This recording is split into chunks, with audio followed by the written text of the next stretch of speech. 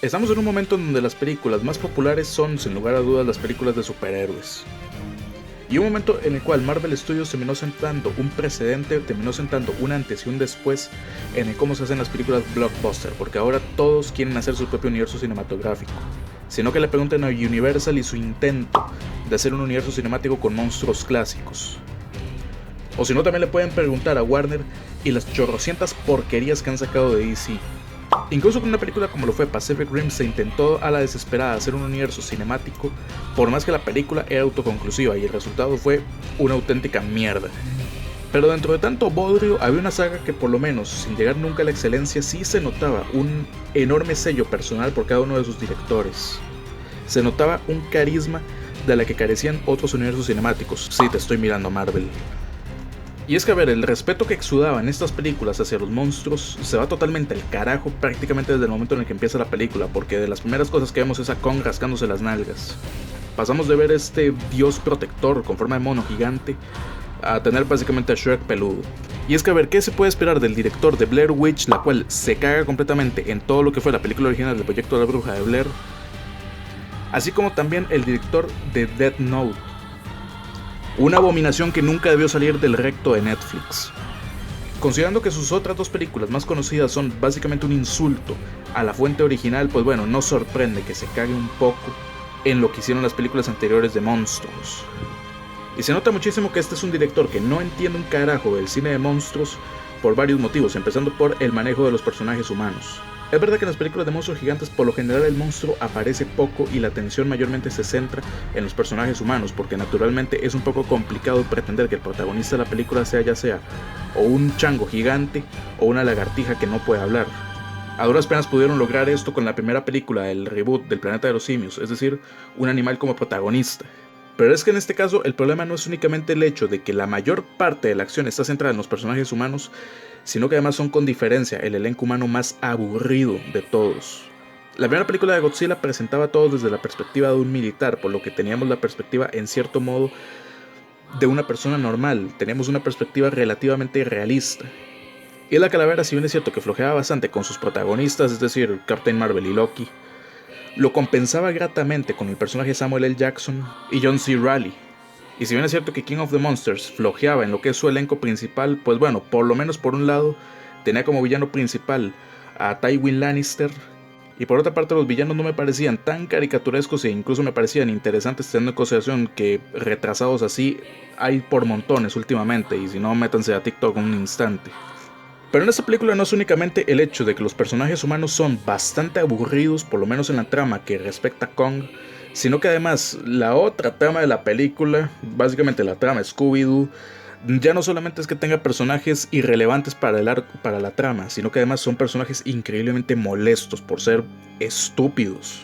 Estamos hablando de una trama que es totalmente innecesaria y que no aporta absolutamente un carajo a la película, y peor todavía, con personajes que son bastante irritantes, puesto que se la pasan haciendo chistes estúpidos en cada escena en la que aparecen. Es prácticamente el mismo problema que tuvo la tercera temporada de Stranger Things, en donde irónicamente una de las actrices de la serie también está participando aquí. En donde la tercera temporada claramente tenía una trama hecha únicamente para la comedia, la trama de los rusos. Aunque bueno, prácticamente la serie entera se convirtió en una comedia en esa temporada, así que ya ni sé de lo que me estoy quejando. Para rematar con esto, ya no solamente que un buen pedazo de la película es totalmente innecesario y estúpido, sino que además la propia película se caga en buena parte de la cohesión argumental que llevaba teniendo la saga. El ejemplo más evidente de esto es que no se vuelve a saber absolutamente nada de la organización terrorista dirigida por Tywin Lannister, y de alguna manera Apex consiguió el cráneo de Ghidorah, dejando como únicas opciones posibles ya sea que la organización terrorista terminó siendo desmantelada por la propia Apex, cosa que no tenía mucho sentido puesto que ni Monarca pudo, o que estos les terminaron vendiendo el cráneo de Ghidorah, cosa que tampoco tiene sentido porque utilizarían el cráneo de Ghidorah para matar a otros titanes, así que ¿dónde está la coherencia aquí? Sumado a eso también tenemos el hecho de que la propia Monarca no hace un carajo durante toda la película, es decir, pasamos de tener un avión gigantesco a no hacer prácticamente nada en toda la película. Así como que también la película da un brinco muy bestia de pasar de tener una tecnología futurista pero relativamente realista a directamente pasar a tener naves de Star Wars y pasar por agujeros de gusano. Aquí definitivamente la película se fue al carajo. siendo que pasamos totalmente de la verosimilitud que presentaban las dos primeras películas de este universo a prácticamente convertir esto en Star Trek. Tengamos en consideración que en la primera película de Godzilla se daban una serie de explicaciones bastante detalladas de cómo funcionaban los mutos, así como también el propio Godzilla, de cómo funcionaba su biología, hasta el punto en el que intentaban darle cierta verosimilitud para tratarlo como si fuese un animal real. Mientras que en esta, pues bueno, tenemos agujeros de gusano que llevan al centro de la Tierra y naves con rayitos y mierdas de Star Wars. Y casi como metiendo el dedo en la llaga, casi como echando sal en la herida, pues bueno, le sumamos el hecho de que ni siquiera las escenas de acción son igual de despampanantes que en las primeras películas, cosa de la que incluso King of the Monsters ya flojeaba por momentos. Tengamos en consideración que en el cine de monstruos gigantes hay por lo menos dos reglas fundamentales que nunca deben romperse si lo que se quiere es representar a bichos inmensos. La primera de todo es el hecho de que los monstruos tienen que moverse lento para enfatizar su tamaño. Porque bueno, si ven un edificio derrumbándose no lo ven precisamente cayendo rápido, sino que parece casi como si fuese en cámara lenta. Y segunda, el hecho de que siempre deben haber objetos alrededor que sirvan como punto de referencia para darse una idea de la escala. Todo esto son cosas que hacen de puta madre series como Evangelion, juegos como Shadow of the Colossus o películas como la primera de Pacific Rim. En esa por el cambio se siente que los monstruos se mueven demasiado rápido, se siente que son demasiado ágiles. Ver a Kong saltar de edificio en edificio como si fuesen las ramas de un árbol, pues bueno, como idea pueden sonar de puta madre, pero ya puesto en práctica se siente como si fuese un mono saltando entre maquetas. No se sienten como edificios de verdad, mucho menos cuando luego resulta que se mete un putazo contra un edificio y pues bueno, este apenas resulta dañado. O ver a los monstruos moverse con una agilidad y velocidad que simplemente no sería propia de algo de su tamaño. Problema que de hecho también tenía Pacific Rim Uprising, en donde tenía planos espantosos como este, o en donde nunca había una sensación de escala durante toda la película. Y en el caso de Godzilla vs. Kong, eso se ve todavía más acrecentado por el hecho de que durante buena parte de la película ni siquiera vemos a Kong interactuar con objetos para darnos una idea de su escala, sino que lo vemos totalmente en entornos nuevos. No podemos conceptualizar cuán grande es cuando no hay ningún punto de referencia y ni siquiera la cámara enfatiza su tamaño con planos subjetivos. Incluso a nivel de narrativa ni siquiera se siente realmente lo que se supone el título de la película viene a vender, es decir, ver al chango pelear contra la lagartija. Porque por un lado durante toda la película nunca se llega a sentir en ningún momento realmente una rivalidad entre los dos, sino que Kong está a lo suyo mientras que Godzilla prácticamente se mete con él por salirse de su cuarto.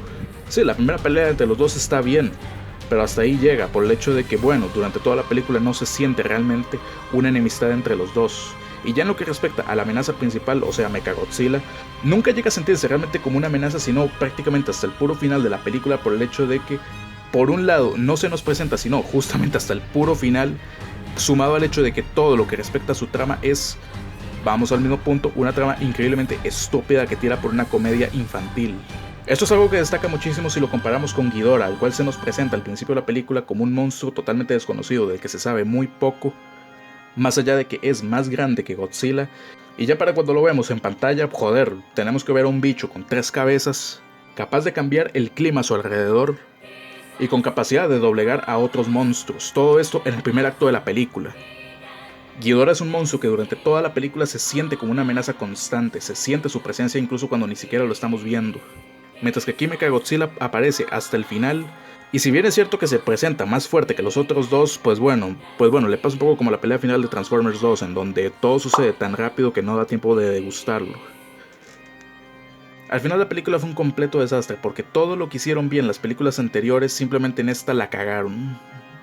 Y es que esta es una película a la que verdaderamente no quería hacerle la review, porque tenía expectativas increíblemente altas con ella y me terminó decepcionando.